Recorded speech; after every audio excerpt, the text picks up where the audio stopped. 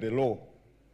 But now, with all the stakeholders on board about the need to reform our laws, so clearly we shall not be appealing that kind of action.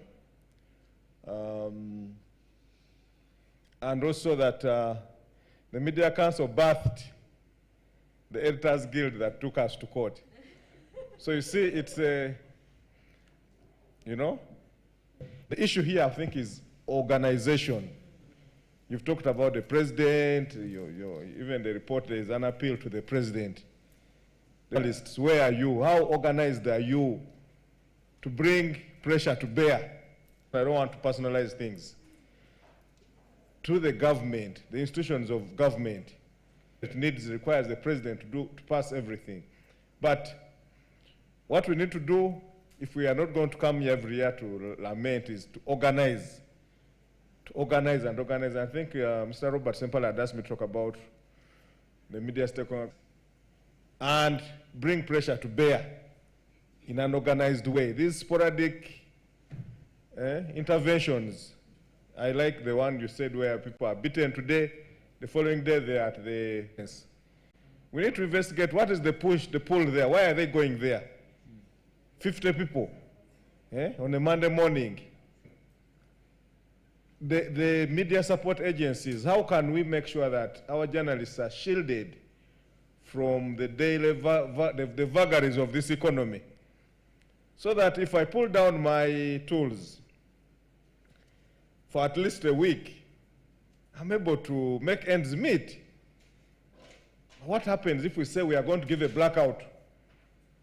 Who comes to our aid to say in that period you're not working, especially me who does story accounts? In Kenya, they have that kind of thing. They do it. They support each other. But in Uganda, most times we pull ourselves down. All associations are looking at very narrow interests, and we're not able to. So I organized the blackout of Parliament, by the way. I was the founding president of Uganda Parliamentary Press Association. And appreciate the panel for being candid in discussing this report. Yeah, it speaks about COVID and it also speaks about elections, but it needs to come out strongly to see what is the operating environment generally under which journalists find also of those that are vulnerable concerning violation of press freedom. So that said, then it would be at the journalists, but then what about the others? And so what would be the corrective effort that is going to get rid of this hurrah of continuous human rights abuses?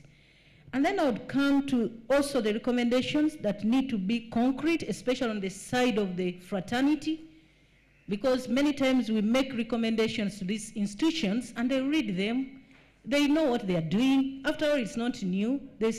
So the component of concrete recommendations and resolutions of what the fraternity should be doing would be very critical. We've seen many cases of assault, and we know that the criminal justice provides for the penal code where you can come and take case as a complainant, but then what would be the corrective effort concerning these numbers that have been violated? Taken on the consideration for private prosecution reduction.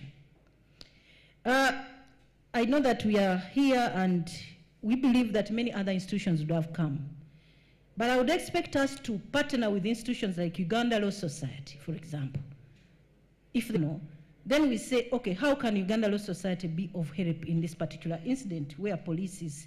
Uganda Human Rights Commission, I can see, was invited, but is not here. But it's very important that, whereas the report is saying the Uganda police, but we lifted the veil? What kind of Uganda police officers are these ones? Because those that actually trained police officers, they know what to do when they see someone either about to commit a crime or is committing a crime. Maybe these are masqueraders dressed somewhere in this uniform. Can we lift the veil? You have investigators, you have investigative journalists. It's very important to lift the veil and we know why are these people behaving in this manner unprofessionally. And probably then we can recommend what kind of training. You may be targeting the training in a wrong direction. Probably it's the military that requires this training. And then, can we also consider the overt coverage. And I'm speaking from this point of view, where he points a camera to an overcharged police officer, and he says, I'm going to shoot you. That is covert. She's out there and is clearly showing that I'm a journalist. What if you used some form of overt equipment? I'm taking your picture. So all those would be some of the mechanisms that can help us do our job, understanding the operating environment. And then the deliberate discussion of these reports with these people who are avoiding them. You deliberately cause them to come for a meeting that is either discuss and agree on the way forward. Thank you so much. Wow, thank you very much, Dr. Sylvia, for that. Yes, sir. Thank you so much. Bosco from the Foundation for Human Rights Initiative. Much interested especially in the recommendations. One on the use of the Human Rights Enforcement Act. It's a new law and it's very progressive. The act operational responsibility for any crimes committed, rather for any human rights violation. It lifts the veil and provides no immunity for any person except the president, and for the president for only that time he is in office. So once he leaves office, he can also be prosecuted for any human rights violation. Now, again, the act itself looks at the principle of progressive realization of human rights. In one of the recommendations I see there is need for coming up with a communication tribunal as envisioned in the Uganda Communications Commission. So if we come up and take it before court, try to bring the government to ensure that it progressively realizes this issue so that issues of journalists can also be heard, it is also good. Then also we need to explore avenues at the African Commission. The African Commission on Human and People's Rights has made a number of resolutions and concluding observations on. I'm sure we can realize media freedom in Uganda. But also to mention that the moment they issued a directive to have all guys say there should be no live broadcast, that becomes the law. But they don't listen to why there should be a live broadcast. Many times they come and say we shouldn't broadcast when they are committing grave brutality against the Ugandans, and they don't want the population to know what is happening. So do you stand with us or you stand with the enemy? I think we need to draw a clear... The military from campaigning at his scheduled venue. I had not experienced tear gas in a long time, but on this day, December 6th, I lost breath as the police officers kept firing tear gas canister non-stop. As I looked for an escape route, I looked around and saw a young man aged between 13 and 16 years engulfed in white smoke from the tear gas canister. He fell to the ground and dropped his phone. I rushed towards him and gave him water. No sooner had he drunk some water than another. My colleague, Juma Kiria from NTV, came to pull me out of the area. Police later ordered the candidate to leave the Iganga town without him speaking to anyone, yet he had a crowd of less than 150 people. As we walked ahead of the venue, we found an NRM candidate, Mr. Peter Muguma, aka Pan. And in all districts that Mr. Muriat campaigned, he was tear gassed. I also noticed that many men in civilian attire often commanded the actions against the FDC candidate, as they would say, let's arrest him, let's tear gas him, just pepper spray him. And the men in uniform would follow their orders. For instance, in Kamwenge district, one man in civilian clothes who stood next to the area police commander kept giving orders to beat Mr. Muriat, but the candidate had the army blocked Mr. Muriat's campaign in Napak district, arguing that the candidate and his supporters at the venue had no face masks. This was despite the military and the police officers having no face masks themselves. This is just this is one of the stories chronicled in this report, interesting, from Rachel. And listen what happens when the police consistently attacks the media. I think Rachel one day... I go, it's not a... I know that according to the Constitution, fair pay for work done is enshrined in there. NAB, your members need to pay journalists. It is only fair.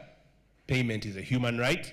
And I think the next report next year by HRNJ needs to document the members of NAB, and I'm not directly attacking NAB, but the media owners that are paying journalists peanuts, those that are not paying them at all, and those that are taking them for granted. It is a human right for them to get paid because they do this job, because they went to school for it. So they invested. Andrew. I will pass on that information to Mr. Kini Karisa. He's my boss, he's my chairman. I will pass it on to him that...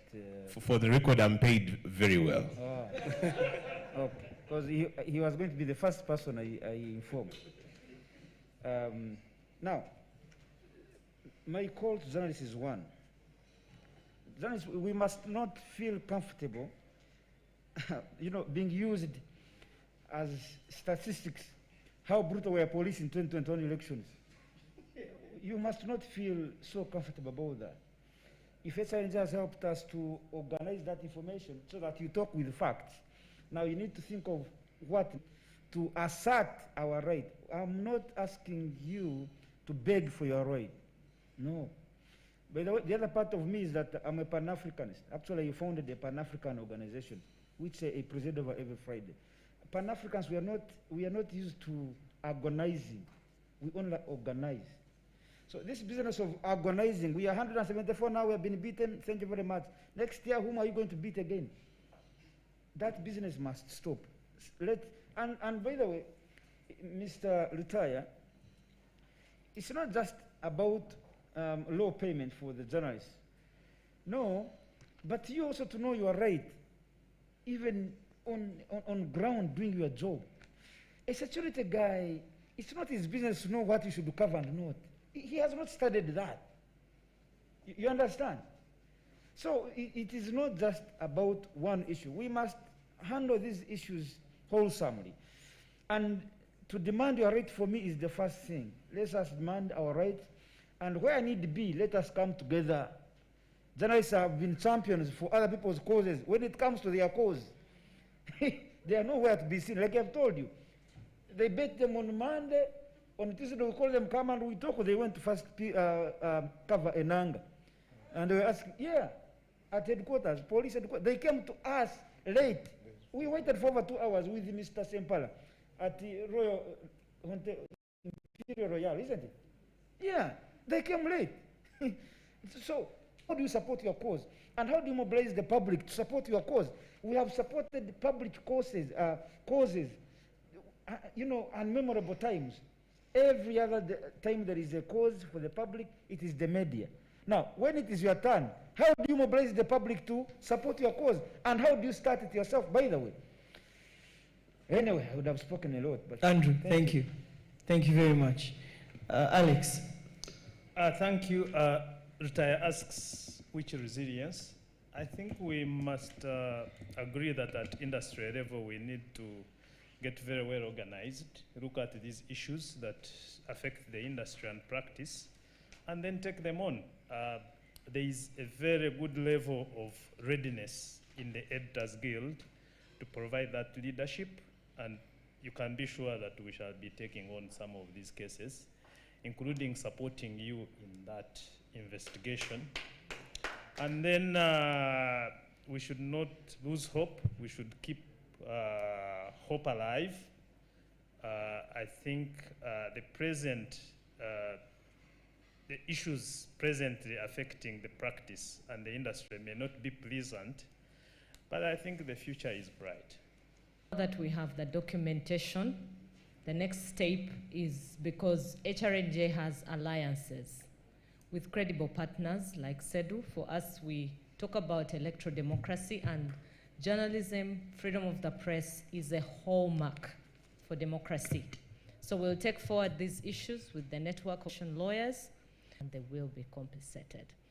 As also a way forward, I think we need to build new alliances with the police and the army. Sadly, They are the institutions that are here. They take the accolades every time to beat us, but they are the institutions. We can't do without them. So we have to build new alliances there, and we have to make them our very bosom pals. I think I have where the ice is going to be broken. I will tell Mr. Sempala exactly where to start from with the police and where to start with the army. And if they call you from Chaka, just go for the sake of becoming a friend. We are not too many victims. Thank you. Charity, thank you very much. Mr. Okello. Thank you. In concluding, I just want to tell my friend, that is very important, because as the fraternity, it's one thing to keep lamenting, but if you're a professional journalist and one who is self-respecting, you should be looking for ways of how we can continuously improve. How do we improve our profession in such a way that we can have that voice